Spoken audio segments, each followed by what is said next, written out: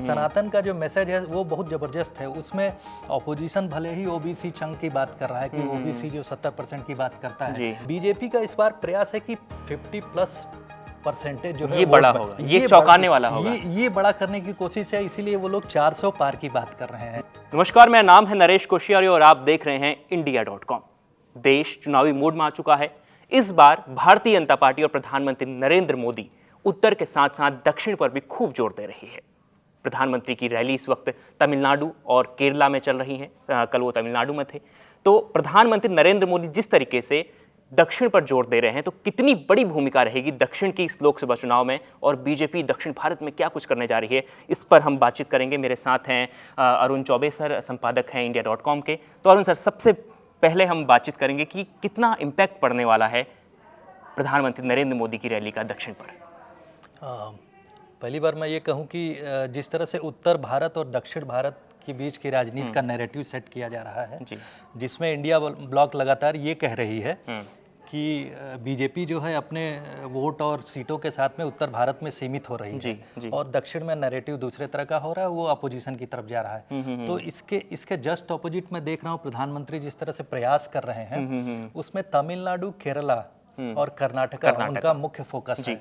और तमिलनाडु को जिस तरह से उन्होंने उत्तर भारत के साथ जोड़ने की कोशिश की है, वो इस समय जबरदस्त है। आपको मैं याद दिलाऊं कि कल ही जो है तमिलनाडु के जो स्टेट चीफ हैं अन्नामलाई ने 7 महीने की अपनी जो है लगातार यात्रा स्टेट में जो बीजेपी के फेवर में शुरू की थी, वो पूरी हुई और उसमें प्रधानमंत्री मोदी ने पार्टिसिपेट किया और उन्होंने एक तरह से उस भीड़ को जो मैमथ रैली हुई, उसमें एक उन्होंने इंडिकेशन दिया कि जो देश की राजनीति में इस बार परिवर्तन जो है तमिलनाडु से होने वाला है। उसके लिए उन्होंने अपने पुराने कुछ संस्मरण भी याद किए। आपको मैं याद दिला दूं कि 1991 में उन्होंने जो है एक यात्रा शुरू की थी, वहाँ से कन्याकुमारी से लेकर कश्मीर के लाल चौक तक। उस समय मुरली मनोहर प्रेसिडेंट हुआ करते थे, मुरली मनोहर जोशी उसके बीजेपी के।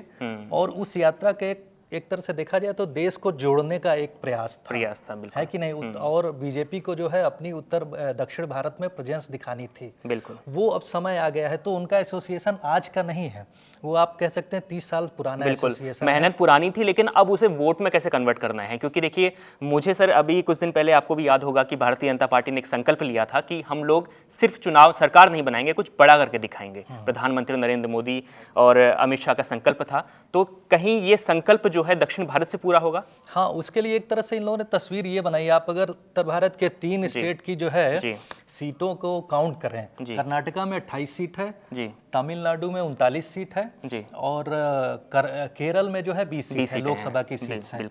उसमें आप देखेंगे तो इसका जो पूरा टोटल आता है 87 सीट्स का आता है।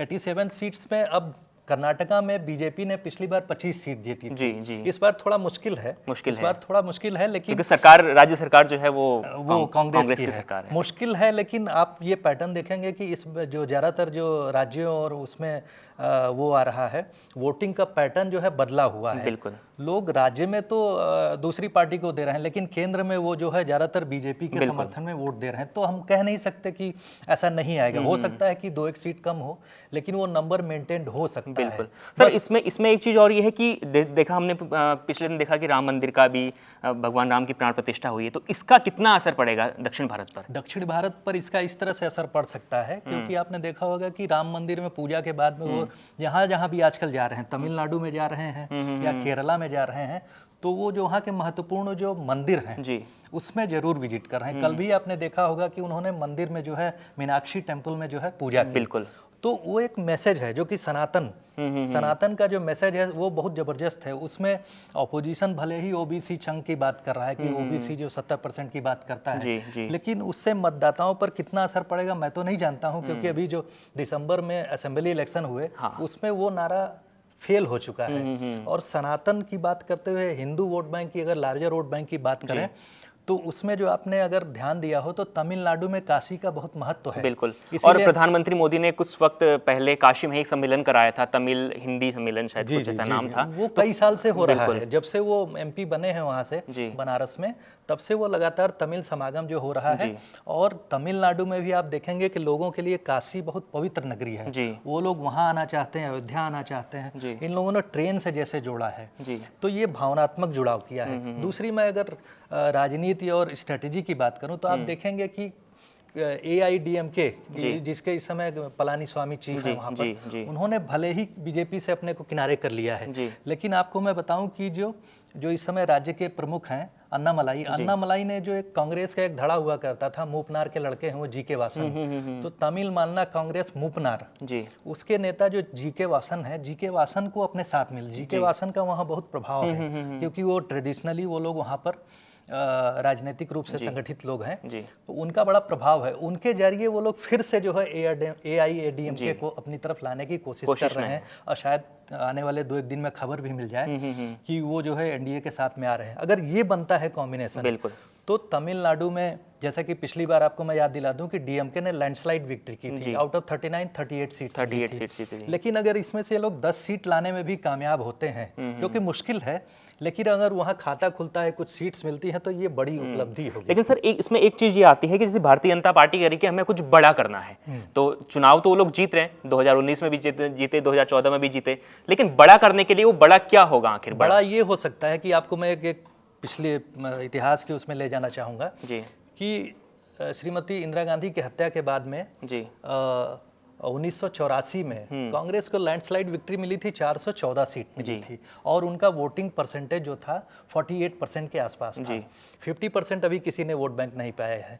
बीजेपी का इस बार प्रयास है कि 50+ परसेंटेज जो है ये बड़ा होगा, ये चौंकाने वाला होगा, ये बड़ा करने की कोशिश है, इसीलिए वो लोग 400 पार की बात कर रहे हैं। उत्तर भारत के ज्यादातर राज्यों में सैचुरेशन का पॉइंट है, और आपको मैं बता दूं कि उन्होंने केरल में कहा है, केरल में उनको पिछले जो 2019 के इलेक्शन में सीट नहीं मिली, लेकिन उनका वोटिंग परसेंटेज जो है 15% के करीब है। इसीलिए वो लोग जो है तिरुवनंतपुरम में कल तुरंत उनका रिएक्शन आ गया, जो वो कांग्रेस के नेता हैं उनका तुरंत रिएक्शन आ गया कि कुछ होगा नहीं, सीट नहीं मिलेगी। अगर रिएक्शन तुरंत आता है, इसका मतलब है कि कुछ ना कुछ हो रहा है।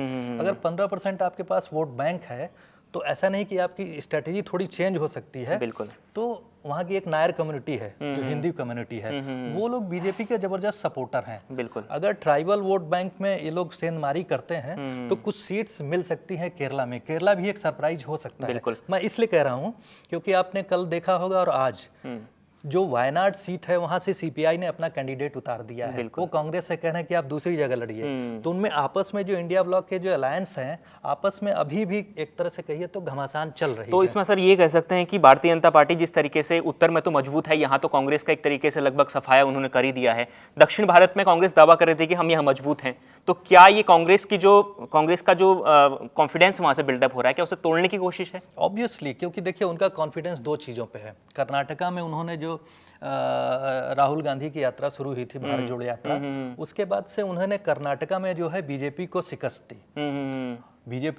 दी। तो उसके बाद उनका कॉन्फिडेंस इस बार कल का जो राज्यसभा इलेक्शन हुआ उससे भी बढ़ा हुआ है, क्योंकि कर्नाटका एक ऐसा एक्सेप्शन हुआ जहाँ पे 2 बीजेपी के एमएलए जो हैं, उन्होंने एक एब्सटेन कर गया और एक ने वोट जो है कांग्रेस के फेवर में दे दिया। तो ये सरप्राइज एलिमेंट था, ये जो है उनके कॉन्फिडेंस को ऐड करता है। साथ में तेलंगाना में भी जो है माइनॉरिटी, मैंने जो बात कहता हूँ कि माइनॉरिटी कंसोलिडेशन वोट बैंक जो है, कंसोलिडेटेड वोट बैंक जो है कांग्रेस के फेवर में है, और इसी वजह से वो ज़्यादातर जगहों पे जो अलायंस कर रहे हैं, वो अपने वोट बैंक को बिखरने नहीं देना चाहते हैं, इसलिए थोड़ा कॉम्प्रोमाइजेज कर रहे हैं। तो कर्नाटका ले लीजिए, तेलंगाना ले लीजिए, और केरल में वो लेफ्ट को एग्री करने की कोशिश कर रहे हैं, मनाने की कि हम लोग साथ में लड़ें। अगर लेफ्ट साथ में आता है तो भारतीय जनता पार्टी को फायदा होगा, सीटें मिलेंगी अपनी उन्हें? नहीं, भारतीय जनता पार्टी को जो अगर यूडीएफ और एलडीएफ मेजर अलायंस है जो वहाँ पे हैं, लेफ्ट लेड डेमोक्रेटिक अलायंस है जो जिसमें जो सीपीएम सीपीआई लड़ती है, और यूडीएफ जो कि कांग्रेस समर्थी जो यूनाइटेड डेमोक्रेटिक फ्रंट है, तो वो दोनों अलायंस ही जीतते हैं वहाँ पर। उस बीच में जो है, अगर मैंने इन्हीं दोनों के बीच में जो है बीजेपी ने जो म्युनिसिपल इलेक्शन में कुछ सीटें पाई हैं पिछले 2 सालों में, और मैंने कहा कि 15% वोट बैंक उनका बन चुका है वहाँ पर, तो सरप्राइज चीजें हो सकती है। तिरुवनंतपुरम या 2-3 और जगहों की सीटें जो है जो हो सकता है इस बार वो लोग 2-1 सीट निकाल भी सकते हैं, जबकि प्रधानमंत्री ने तो दावा किया डबल डिजिट सीट्स का। डबल डिजिट तो नहीं हो सकती है, लेकिन कुछ सीट्स वो लोग उनकी मैथमेटिक्स या अर्थमेटिक जो पॉलिटिकल अर्थमेटिक कहते कहते हैं, तो पॉलिटिकल अर्थमेटिक शायद वो बना चुके हैं, इसलिए इतने कॉन्फिडेंट नजर आ रहे हैं। तो कुल मिलाकर सर ये कह सकते हैं कि अगर साउथ से अगर 30 या 40 सीटें, 30 सीटें भी अगर भारतीय जनता पार्टी को मिलती हैं तो वो जो डेटा भारतीय जनता पार्टी अपना